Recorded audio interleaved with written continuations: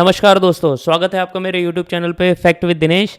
आज मैं आपको शॉर्ट में बताऊंगा कि कैसे हमारे मोदी जी ने हमारे भारत को बचाया और कैसे जो डीप स्टेट है और जो अमेरिका लगा हुआ था मोदी जी को हटाने पे, वो कैसे बचे हैं। और जब मोदी जी ने कहा था कि ये पर्सनल अटैक मेरे पे आएगा, तो उसमें क्या हुआ था और क्यों हुआ था और उन्होंने ऐसा क्यों कहा था, वो हम आज डिस्कस करेंगे शॉर्ट में।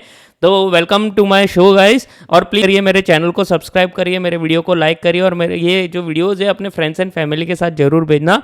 और ये बहुत इंटरेस्टिंग है। मैं स्टार्ट करता हूँ। जापान के प्राइम मिनिस्टर इशिबा, जापान के प्राइम मिनिस्टर इशिबा ने रेजिग्नेशन दे दिया है यूएसए डील करने के बाद। उनके इंटरनल जो उनकी जो पॉलिटिकल पार्टी है वहाँ पे इंटरनल रिफ्ट हो गया है, पार्टी टूट गई। क्यों? क्योंकि उन्होंने यूएस के साथ डील की। तो ऐसा क्या था डील में? जिसकी वजह से उनको इस्तीफा देना पड़ा एक प्राइम मिनिस्टर को?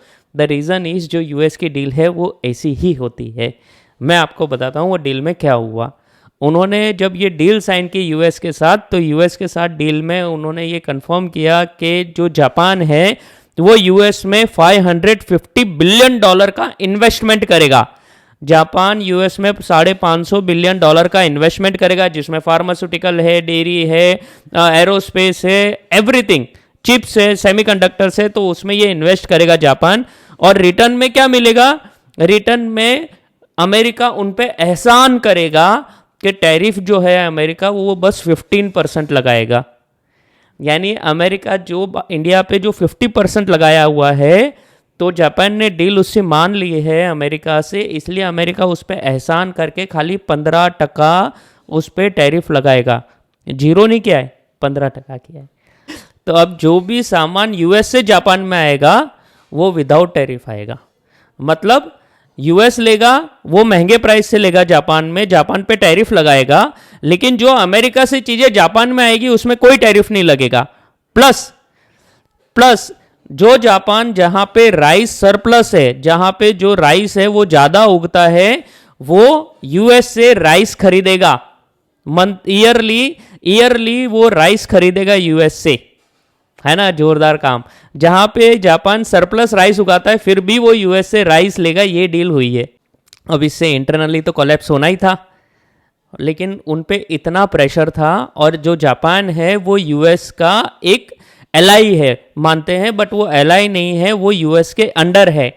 जापान का जो कॉन्स्टिट्यूशन है वो यूएस ने लिखा है 1945 वॉर के बाद, जब हिरोशिमा नागासाकी पे जब वर्ल्ड वॉर 2 के टाइम न्यूक्लियर बॉम्ब गिराए थे, उसके बाद जब जापान ने सरेंडर किया था तो यूएस ने जापान को अपनी कॉलोनी बना लिया था। जो कॉन्स्टिट्यूशन है वो जापान में यूएस का लिखा हुआ है। आज भी यूएस के लैक्स ऑफ ट्रूप्स जापान में स्टे करते हैं। और इवन अमेरिका ये तक बोलता है कि जहां पे अमेरिकन ट्रूप्स है वो जमीन हमारी हो गई। ये ट्रंप ने बोल दिया था, जिस पे काफी बैकलैश हुआ था। और जापान कोई भी डिसीजन इवन अपना कॉन्स्टिट्यूशन चेंज भी करना हो तो यूएस की परमिशन के बिना नहीं कर सकता। इवन उसने आज तक कॉन्स्टिट्यूशन चेंज किया ही नहीं है, क्योंकि यूएस कोई भी चीज में एग्री नहीं होता। तो ये है जापान और यूएस की रियलिटी गाइस, ये है यूएस के एलाई। तो उससे पता चलता है दोस्तों कि यूएस की डील कितनी खतरनाक थी एक देश के लिए, कि एक प्राइम मिनिस्टर को रेजिग्नेशन देना पड़ता है। और यहीं पे आते हैं हमारे प्रधानमंत्री मोदी जी, जो यूएस के प्रेशर में ना झुके, ना उनके बड़बोड़ेपन पे ना उन्होंने अपना आपा खोया। वो शांति से बैठे कि भाई मैं मेरे भारत को गलत हाथों में नहीं जाने दूंगा, ना मैं मेरे भारत के लिए कोई गलत डील करूंगा। मैं अपने पे जो लेना है वो ले लूंगा, लेकिन मेरे भारत को कुछ नहीं होने दूंगा। ये है हमारी नेशनलिस्ट गवर्नमेंट। क्या चाहती थी यूएस की गवर्नमेंट चाहती थी जीएम क्रॉप्स इंडिया में आए, जेनेटिक मॉडिफाइड क्रॉप्स। इसका मतलब जो लैब में क्रॉप्स उगते हैं, जो लैब में फर्टिलाइजर्स बनते हैं, वो सारे के सारे भारत में हैं। जो भारत की जो पूरी इंडस्ट्री है, जो फार्मिंग है, वो पूरी खत्म हो, और जो भी फर्टिलाइजर्स और जो भी क्रॉप्स लेने हैं वो सब यूएस से आए, यूएस से ही उगेगा, और वही यूएस वाला ही खाना हम लोग खाएंगे। हमारी फार्मिंग सब कुछ खत्म कर देनी है इंडिया को, ये यूएस चाहता था। आप सोचो यूएस क्या चाहता था, और हमारे मोदी जी ने बोला कि नो, मैं मेरे देश के साथ कॉम्प्रोमाइज़ नहीं करूँगा, मैं मेरे देश के किसान के साथ कॉम्प्रोमाइज़ नहीं करूँगा। और यही किया उन्होंने, और इसीलिए हमारे पे 50% टैरिफ लगा हुआ है। और इतना बड़बोलापन जो अमेरिका दिखा रहा है वो इसीलिए दिखा रहा है ताकि वो डील साइन करे। लेकिन इंडिया जो है वो टस से मस नहीं होगा, और उसने डील साइन नहीं की। 50% टैरिफ है, कर लेंगे हैंडल हम। यूएस के साथ हमारा कितना बिजनेस है? कर लेंगे हम हैंडल, नो इशू।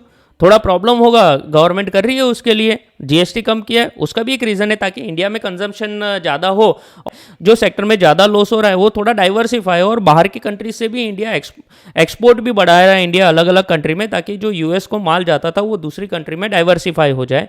तो ये इंडिया अब कर रहा है, और इसलिए इंडिया झुका नहीं, और ये चीज़ इजराइल में भी इसकी तारीफ हुई है, और ये चीज़ की इजराइल में भी तारीफ हुई है। और वहाँ पे आज जेरूसलम पोस्ट में ये बोला गया है कि इजराइल को मोदी जी से सीखना चाहिए कि कैसे अपने देश के लिए खड़ा रहते हैं, कैसे अपने देश के स्वाभिमान के लिए हम कभी झुकते नहीं हैं, ये इजराइल को भी सीखना चाहिए मोदी जी से, ये जेरूसलम पोस्ट ने बोला है। और ये शॉकिंग चीज़ है क्योंकि ये लोग कभी भी किसी की तारीफ नहीं करते हैं।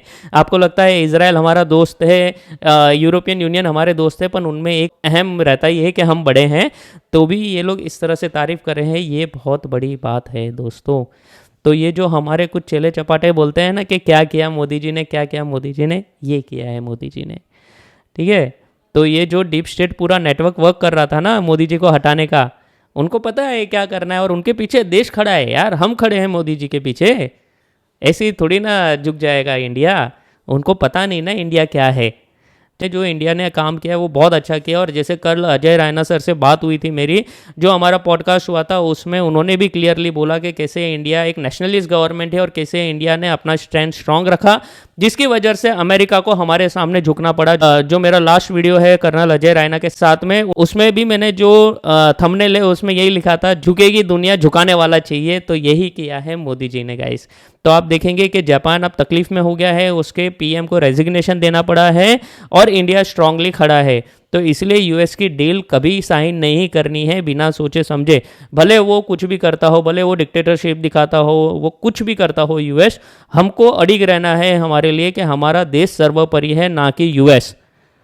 सो होप सो आपको ये समझ में आया होगा video, and thank you very much दोस्तों ये देखने के लिए। जय हिंद, जय भारत, वंदे मातरम। और प्लीज़ मेरा ये वीडियो आगे फ्रेंड्स एंड फैमिली को शेयर करिए, और मेरे वीडियो को लाइक करिए, और मेरे चैनल को सब्सक्राइब करिए। Thank you guys.